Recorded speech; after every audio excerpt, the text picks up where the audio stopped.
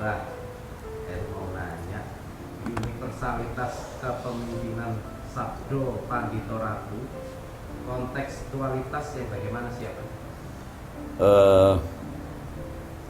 Sebenarnya itu bahasa kepemimpinan tingkat tinggi. Modal dasar seorang pemimpin yang harus dikenali dan dimiliki oleh orang Jawa khususnya. Namun ini sebenarnya nilai-nilai universalitasnya sangat luar biasa. Lengkapnya begini: Sabdo Pandito Ratu tan kena wolawali. Jadi kalau sudah mengucap tidak boleh bolak-balik. Maka kenapa kok begitu? Karena di kepemimpinan Jawa itu raja itu wakil Tuhan. Dan itu dibenarkan di dalam Al-Qur'an. Summa ja'alnakum khulaifa fil ardi linadhira kaifa ta'malun. Jadi apapun bentuk kepemimpinannya itu, pada akhirnya vonis terakhir adalah ridho Allah bahwa seorang bisa menjadi pemimpin atau tidak. Maka untuk memantaskan diri, jadi untuk mematut diri dan menyesuaikan dengan derajat itu, maka seorang pemimpin harus berpegang teguh kepada ucapannya. Dan ucapannya itu tidak boleh bolak-balik. Jadi kalau sudah A ya A. Misalnya ini. Saya tidak bermaksud menyinggung Mas SBY, bukan. Tapi kadang-kadang kan karena orang manusia itu kan suka lupa. Al insanu makhlul khotok wa nusian, bahwa manusia itu tempatnya lupa. Kadang-kadang Mas SBY juga lupa. Dulu ketika jadi presiden dia ngomong bahwa kita akan adakan rumah sakit yang baik, rakyat semuanya harus memiliki patriotisme, cinta kepada produk dalam negeri. Saya sedih kalau melihat orang-orang berobat ke luar negeri. Ternyata kemarin Mas SBY izin kepada Presiden Jokowi. Bukan konteks saya mengatakan bahwa Pak SBY mau minta sangu, mau minta restu atau minta apa, enggak ya. Tetapi dalam konteks Sabdo Pandito Ratu, kenapa Mas SBY justru berobat ke Singapura? Padahal ketika dia jadi presiden merasa sedih kalau ada tokoh-tokoh atau orang-orang berobat ke Singapura. Memang tidak ada dokter yang baik, tidak ada dokter yang kampiun. Bukankah dokter-dokter Indonesia itu justru yang menemukan banyak vaksin, banyak obat-obatan tertentu, bahkan teknik-teknik operasi pengobatan tertentu seperti dokter Terawan misalnya. Nah ini yang mengangkat Pak SBY pada waktu itu karena dorongan nasionalismenya mengatakan, saya sedih kalau melihat orang-orang pada berobat ke Singapura. Tapi sekarang Pak SBY justru berobat ke Singapura. Nah ini dalam konteks Sabdo Pandito Ratu nggak pas. Karena apa? Boleh jadi rakyat itu bodoh.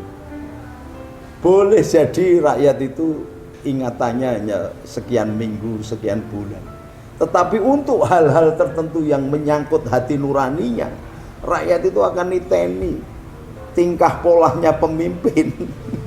Jadi begitu agak nyeleweng sedikit, oh kok gitu. Jadi di Jawa dijaga ini Sabdo Pandito Ratu.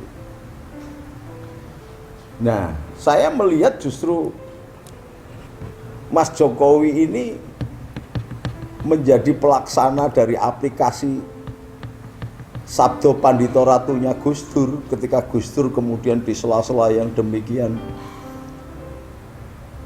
dalam keterbatasannya, kesehatannya, dukungan luar negerinya, dia menghendaki sebuah rule of the game in Indonesia, bahwa hukum harus dijadikan panglima tertinggi, bukan coper konco, bukan karena koalisi kepartean, tetapi hukum adalah dasar dari segala dasar. Ketika diaplikasikan menemukan unsur ketuhanan yang bernama adilu umaro. Dan seseorang yang menjadi pemimpin dan adil. Jadi adilu umaro itu adalah salah satu pilar dari surga yang diturunkan Allah ke bumi. Jadi ada 4 pilar surga yang diturunkan ke bumi. Yanfa'u ilmi ulama, ulama yang menjaga ilmunya sehingga dia bisa menjadikan dirinya seperti al ulama masobihul ard, menjadi matahari, menerangi semua saja tanpa terkecuali, baik yang diterangi itu pengikut agamanya atau di luar agamanya. Bahkan bukan manusia, bentuk saripatinya agama itu oleh ulama yang masobihul ard ini merupakan perwujudan dari sisi kemanusiaan yang itu adalah sisi ketuhanan. Jadi ada roh rabani yang diaplikasikan dalam diri manusia, itu menjadi sisi intisari kemanusiaan. Maka dia akan melindungi semua aspek kehidupan yang ada di dunia ini, mau binatang, mau hewan, atau tumbuh-tumbuhan, jangankan manusia. Maka ulama-ulama yang menggunakan sabdo pandito ratunya Rasulullah Muhammad, yaitu al ulama masobihul ard, dia akan tampil sebagai Gusti Allah kecil, menegakkan keadilan dan hukum sebagai panglima. Maka Gus Dur mengatakan, untuk menentukan sejarahnya ini Pak Harto ini salah apa tidak, harus ada keputusan pengadilan. Yang ini kemudian diintervensi oleh kekuatan politik sehingga rakyat tidak menemukan sosok keadilan.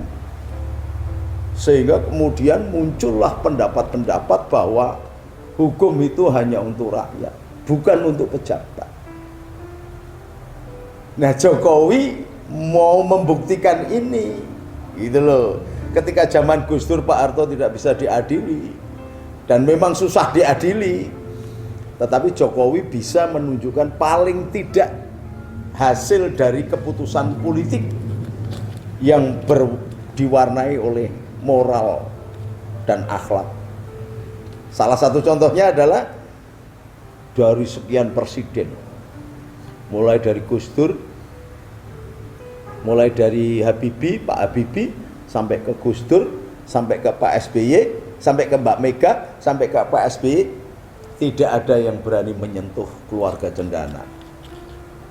Tapi si Petro well keduel bleh, tong sot kantong bolong yang tinggalnya di samping sungai gitu. Surami Tayani badannya krempeng, leda-ledi gitu. Berani menegakkan, menjadikan, memasang dan memperlakukan hukum sebagai panglima. Itu saya salutnya kepada Jokowi.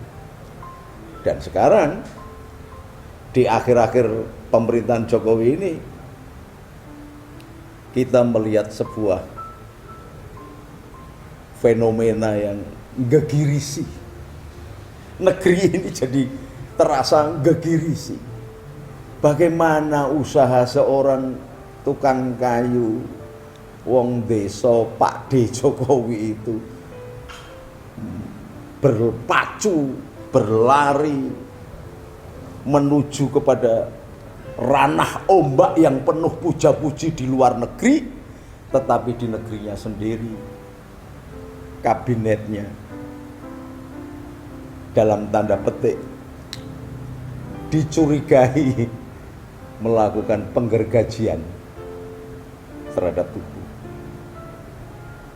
Maka muncul sekarang ombak ndak karu-karuan. Ya, bagi Jokowi sudah selesai sebenarnya ketika dia terpilih menjadi presiden kedua kalinya dalam masa pilih 2 tahun ini dijalani, tinggal 3 tahun, dia sudah dia hanya menunjukkan bahwa harusnya begini. Harusnya sebagai seorang kusir ini memberikan gentakan kepada kudanya. Kuda ini harusnya lari mengikuti apa yang dimauin oleh kusir sang presiden yang namanya Jokowi. Tetapi sekarang kan enggak.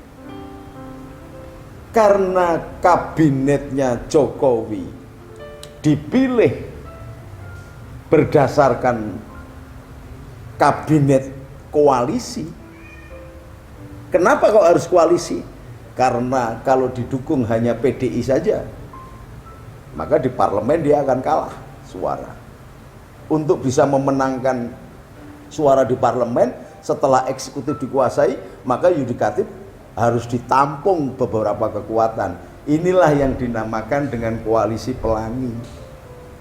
Yang partainya sendiri-sendiri, ada Golkar, ada PDI, ada PKB, ada Nasdem, atau apalagi PAN yang datang terlambat, atau P3, saya nggak ngerti. Tapi inilah titik lemah dari sistem demokrasi yang tidak kuat. Beda dengan di Amerika, hanya between. Kalau nggak A, ya B. Karena hanya ada dua partai, Demokrat dan Republik. Nah di Indonesia ini multi partai. Daya serap dan dukungnya paling gede 30%. Maka ketika dia harus berhadapan di parlemen dengan 70%, pasti keok. Kebijakan-kebijakan eksekutif akan diganjal oleh legislatif. Nah, mau tidak mau ngerangkul. Nah, merangkul ini ada janji-janji. Ada pembagian kekuasaan. Oh, ini. Nah, kalau satu rumah aja bisa berbeda-beda. Apalagi ini banyak rumah. Dalam koalisi multi partai ini nampak sekarang seperti yang sekarang terjadi ketika Jokowi sudah ngelari kencang-kencang, dunia memuji, pemimpin-pemimpin dunia untuk ketemu Jokowi aja antri untuk sekedar foto dan salaman serta ngomong. Karena apa? Pola kepemimpinan atau style of leadership, gaya kepemimpinan yang dipakai oleh Jokowi ini lagi digandrungi di dunia. Sementara skuadnya, pasukannya, timnya tidak mampu mengikuti kecepatan lari Jokowi. Malah karena ini sudah mendekati 2024, terjadi koalisi yang rapuh. Saya bandingkan beda dengan koalisi masjid atau koalisi pondok pesantren, beda. Kalau koalisi masjid itu terdiri dari elemen-elemen pasir, besi, kericak, air. Diaduk-aduk dalam bentuk adonan, ketika disatukan dalam sistem yang namanya cetakan pilar beton atau plesteran, sampai puluhan tahun tetap jalan dan kuat. Nah, koalisi partai ini begitu ini masih berjalan loh. Jokowi masih 3 tahun loh. Tapi kita lihat partai-partai sudah ngelus-ngelus jago, muncul begono begini, bahkan ada dari partai pengusung itu sekarang muncul 2 lakopan. Jadi kalau dulu ketika pertarungan antara Mas Jokowi dan Mas Prabowo adalah kampret